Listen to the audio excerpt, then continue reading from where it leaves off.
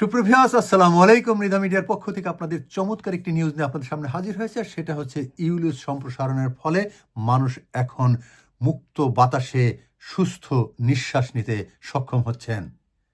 আজ একটি সমীক্ষায় উঠে এসেছে। আজ শুক্রবার এই সমীক্ষায় চমৎকারভাবে এই তথ্যটি তুলে ধরা হয়েছে।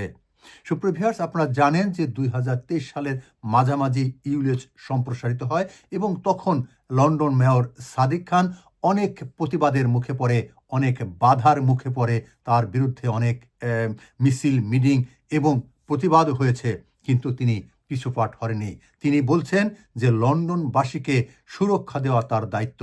তিনি তার দায়িত্বকে পালন করার জন্য তিনি কঠোরভাবে এটিকে বাস্তবায়ন করেছেন এবং বাস্তবায়নের ফলে এখন দেখা যাচ্ছে যে মানুষ এখন অনেকটাই সুস্থতা ফিল করছে। কেননা এখন বায়ুতে তেমন দূষণ কমে গেছে এবং আপনারা জানেন যে ইউলিস হচ্ছে পুরাতন গাড়ি লন্ডনে প্রবেশ করতে না দেওয়া এবং লন্ডনের বাইরের গাড়ি যদি লন্ডনে প্রবেশ করে তাহলে তাদেরকে ইউলিস চার্জ দিতে হবে। সেই ইউলিস চার্জ না দেওয়ার জন্য অনেকেই গাড়ি বাসায় রেখে তারা পাবলিক ট্রান্সপোর্ট তারা লন্ডনে ভ্রমণ করতেন।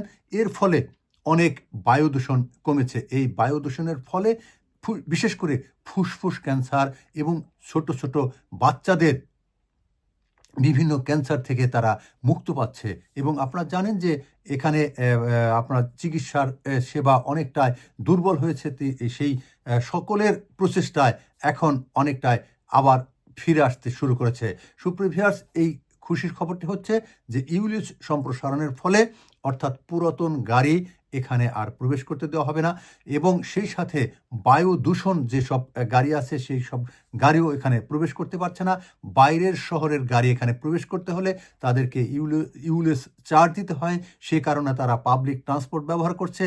এর ফলে এখানকার বায়ু এখন অনেকটাই স্বাভাবিক পর্যায়ে ফিরে এসেছে। মানুষ মুক্তভাবে বায়ু নিঃশ্বাস নিচ্ছেন এবং এর ফলে ফুসফুস থেকে বিভিন্ন ক্যান্সার থেকে মানুষ অনেকটা এখন মুক্ত হচ্ছে।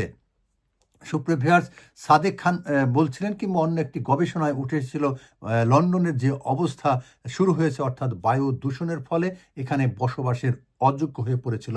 সেই বসবাসের অযোগ্য স্থানকে এখন আবার ধীরে ধীরে মানুষ সুস্থতার দিকে ফিরে যাচ্ছে।